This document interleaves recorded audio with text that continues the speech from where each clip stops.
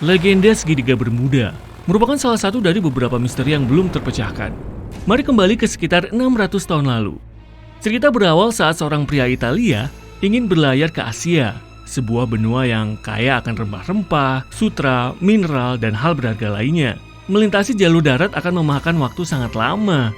Jadi dia berpikir, "Hey, bagaimana kalau kita rakit kapal yang tangguh, mengumpulkan beberapa pelaut, dan berlayar ke Asia? Kenapa tidak?" Pria itu adalah Christopher Columbus.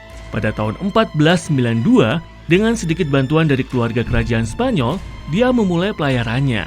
Semua berjalan lancar, selain mengambil arah yang salah tentunya. Tapi begitu mencapai akhir pelayarannya, dia sadar ada hal yang sangat aneh. Kala itu, dia tidak tahu dia tengah berlayar melewati segitiga Bermuda yang terkenal. Segitiga Bermuda, tak ada jalan pulang. Tempat menyeramkan antara Bermuda, Puerto Rico, dan Florida. Ada banyak kisah kapal, perahu, dan pesawat hilang ke dalam dunia misterius ini. Beberapa ditemukan bertahun-tahun kemudian dan beberapa lenyap dari muka bumi. Tenggelam tak berbekas di dasar laut. Mungkin. Satu hal yang kita tahu pasti, tak ada yang tahu apa yang terjadi di sana. Orang-orang mencoba mencari tahu selama bertahun-tahun. Tapi sia-sia, nihil, tanpa hasil. Jadi, apa yang Christopher Columbus lihat malam itu? Apa yang sangat membuatnya takut? Berdasarkan catatannya, Columbus melihat kilat besar di langit. Tak peduli setangguh apapun, jika kamu berlayar tanpa tahu lokasimu, lalu melihat kilatan besar di depan mata, kalau aku sih udah pasti bersembunyi di bawah dek, mengunyah lemon atau entahlah. Tapi segitiga Bermuda bukan satu-satunya misteri laut di luar sana. Pernah dengar Kraken? Gurita raksasa yang menelan bulat-bulat sebuah kapal? Belum? Kamu beruntung. Bayangkan kamu sedang berlayar di atas kapal, angin meniup rambutmu, kamu berkacak pinggang seperti dalam film bajak laut. Lalu seekor gurita raksasa muncul tiba-tiba dari dalam air yang dingin dan gelap, melilitkan tentakelnya pada kapalmu dan menyeretnya ke dasar laut. Untungnya kamu punya skoci. Bagaimana dengan ular laut raksasa, mengejar perahumu dengan kencang, mencari camilan di siang hari? Makhluk ini disebut leweatan, dan kamu sebaiknya berharap makhluk ini tidak nyata. Atau siren, makhluk laut yang kejam tapi cantik. Mereka suka duduk-duduk di bebatuan dan berkaraoke. Suara ajaibnya menarik para pelaut, yang kemudian menggerakkan kapal mereka langsung menghantam bebatuan tajam. Sebaliknya, Putri Duyung, sangat keren. Mereka juga suka bernyanyi, tapi tidak membuat kapal tabrakan. Putri Duyung yang baik, mereka nyata kan? Dan jangan lupa bajak laut berkaki tajam. Arr, menjarah, menyerang, berkata "arr" setiap 2 detik. Arr! Apalagi yang mereka lakukan sepanjang hari. Jadi, kembali ke teman kita dari Italia, Columbus. Mungkin dia hanya melihat hujan badai? Kenapa tidak kepikiran ya? Ya, 600 tahun lalu aku belum lahir. Aku juga tak ada di sana saat itu. Mana mungkin aku tahu. Anehnya, dia tak pernah menyebut-nyebut ombak besar, hujan deras, atau angin kencang. Hanya sebuah kilatan di langit. Mungkin beberapa lumba-lumba sedang main kembang api. Columbus menulis, setelah kilatan itu jarum kompasnya mulai bergerak tak terkendali. Ini tambah aneh dan aneh saja. Tulisannya berakhir dengan kura-kura ramah berkacamata hitam yang keluar dari air, mendorong 3 buah kapal ke pantai, dan semua orang pergi untuk membeli hotdog. Oh, bercanda. Lalu, apa yang terjadi? Kini para ilmuwan berpikir mereka telah mendapat jawabannya. Tabu drumnya, sebuah asteroid yang jatuh di laut. Kasus selesai. Tapi tunggu, lalu kompasnya kenapa? Apa hubungannya kompas dengan asteroid? Asteroid memiliki bentuk dan ukuran berbeda-beda, tapi mereka seperti telur coklat. Bagian terbaiknya ada di dalamnya. Mereka dipenuhi mineral dan logam seharga kuadriliunan rupiah. Para ilmuwan bahkan mencoba mencari cara mendarat di atas asteroid besar dan menambangnya. Tentunya harus yang berukuran sangat besar. Maksud saya seukuran Rhode Island.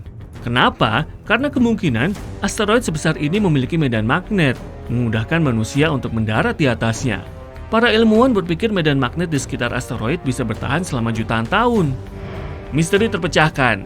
Bisa jadi, kompas Kapten Christopher Columbus menggila karena ada asteroid yang jatuh di hadapannya. Pendapat ini bisa jadi penjelasan di balik kisah-kisah aneh soal segitiga Bermuda lainnya. Sekitar 100 tahun lalu, kapal USS Cyclops meninggalkan Barbados menuju Baltimore dan berlayar melewati segitiga Bermuda. Malang, kapal itu tak pernah berlabuh. Untuk waktu yang lama, tim pencari berusaha menemukannya, tapi tak berhasil. Kapal itu hilang begitu saja. Pada tahun 1945, 5 pesawat militer hilang tanpa jejak saat terbang di atas segitiga Bermuda. Tapi jika benar ada asteroid di dasar laut, kenapa setelah 500 tahun berlalu, asteroid ini masih saja menyebabkan masalah? Radar dan kompas zaman dulu bergantung pada medan magnet bumi. Radar digunakan untuk melacak penerbangan di seluruh dunia. Kesalahan pembacaan radar, tentunya ini masalah besar. Coba letakkan magnet di dekat kompas. Lihat apa yang terjadi. Jarum kompas sebenarnya merupakan sebuah magnet kecil, selalu menunjuk ke utara. Tapi jika kamu menaruhnya di samping magnet yang cukup kuat, jarumnya akan berputar menghadap magnet kuat ini. Bagaimana jika kompas inilah satu-satunya yang kamu punya untuk memandumu ke daratan? Para kapten kapal dari Tiongkok adalah yang pertama menemukan kompas. Sebelumnya, orang hanya bisa berlayar di sepanjang pantai atau hanya menuju pulau-pulau dalam jarak pandang mereka. Kala itu, memiliki kompas berarti para pelaut dapat menulis tujuan mereka sehingga pelaut lain bisa pergi ke sana juga. Jadi, dengan kemajuan teknologi yang kita punya, ada satu pertanyaan. Apakah asteroid itu masih ada di bawah sana? Bagaimana kalau kita menyelaminya untuk mencari tahu? Ini tidak akan jadi penyelaman pertama ke dasar laut yang sangat dalam. Kita sudah pernah menyelami Palung Mariana, palung terdalam di bumi. Palung Mariana membuat pendakian Gunung Everest tampak mudah. Sejauh ini hanya 2 orang yang pernah menyelaminya. Karena palung ini sangat dalam, tekanan airnya sangat besar. Satu-satunya cara menyelam ke sana adalah dengan tank berteknologi canggih yang tak akan hancur pada tekanan tinggi. Dan alat seperti ini tidaklah murah. Ada apa di sana? Hanya kegelapan, keheningan, dan keindahan. Juga banyak hewan aneh. Segitiga Bermuda tidak sedalam Palung Mariana, jadi kita mungkin bisa menyelaminya suatu hari nanti. Dan kita mungkin bisa melihat asteroid yang dilihat Columbus. Tapi kali ini ada jutaan ikan kecil di atasnya, yang telah menjadikannya rumah mereka. Semua kapal dan pesawat yang hilang seharusnya juga ada di bawah sana. Atau kita mungkin melihat sesuatu yang tak pernah kita duga sebelumnya. Kita mungkin akan menemukan spesies kuno gurita, hiu, dan kura-kura dengan kemampuan istimewa seperti melihat dalam gelap. Atau malah menemukan emas. Banyak kapal penuh emas dan perak tenggelam dalam perjalanan pulang ke Eropa dari Amerika. Beberapa bangkai kapal punya bekas terbakar. Ada juga yang terbelah 2. Sebagian besar dari bangkai-bangkai kapal ini masih ada di luar sana. Para penyelam dari Jepang pernah menemukan sesuatu yang mirip piramida bawah air kuno. Mereka bahkan tak tahu pasti apakah benda itu terbuat secara alami atau dibuat oleh manusia. Di Laut Baltik, seseorang menangkap penginderaan sonar yang aneh. Pesawat antariksa atau hanya batu yang berbentuk unik. Sebuah danau di Swiss menyembunyikan sebuah mobil vintage. Setelah diangkat ke darat dan dibersihkan, mobil itu terjual seharga lebih dari 4,9 miliar rupiah dan bannya masih berisi angin. Nelayan Jepang pernah menemukan perahu kecil berbentuk bundar dengan kaca di atasnya. Ada seorang perempuan berambut merah di dalamnya. Beberapa orang berpikir itu adalah dongeng yang menjadi kenyataan. Ada juga yang mengira dia makhluk ajaib. Dan beberapa lainnya berpikir wanita itu adalah seorang mata-mata. Segitiga Bermuda memang terdengar menyeramkan.